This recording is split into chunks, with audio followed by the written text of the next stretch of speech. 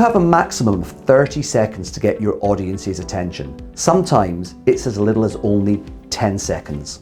If you don't say something interesting or compelling in that time, although your audience may physically still be with you, mentally they've already floated off elsewhere, thinking about other things that are more important to them.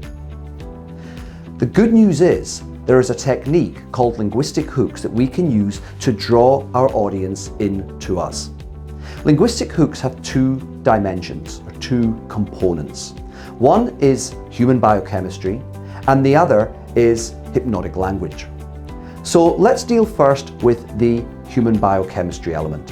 When I say something interesting, compelling, unexpected, what happens is a dopamine release is created in the listener.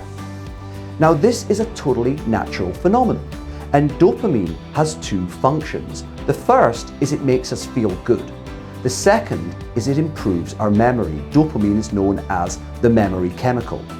So I know that if I structure my presentation, my pitch correctly, I'm going to create a dopamine release in my subject, which automatically draws them in.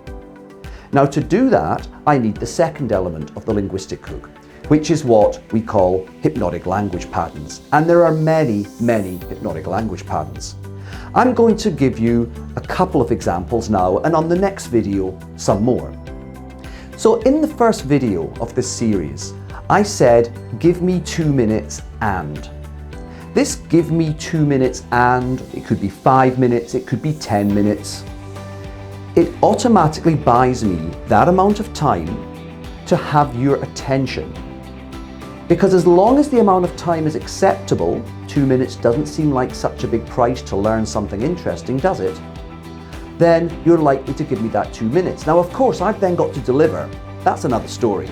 But my objective of drawing you in is achieved. Another hypnotic language pattern, and one of my favorites, is to ask a question the other side cannot answer. So let me give you an example of how this could work. One of my friends, who's the general manager of a large hotel in Hong Kong, once told me that a French chef was sent to Tokyo to teach the Japanese chefs how to prepare sushi. Imagine when this French guy walked in and Japanese chefs are sitting there ready for a lesson on sushi, and the guy is French. They must be thinking, what can he teach us? But then he asked them a question they couldn't answer. He said, what temperature is your sushi rice? Silence.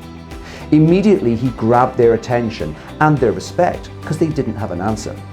Now, all of us can develop questions that are relevant to our target audience that they can't answer, and it's going to draw them in. It's an easy technique to use. And if you're interested, apparently 37 degrees is the temperature for sushi rice. If you'd like to learn more about business psychology, communication and influence, follow me on LinkedIn or subscribe to my YouTube channel.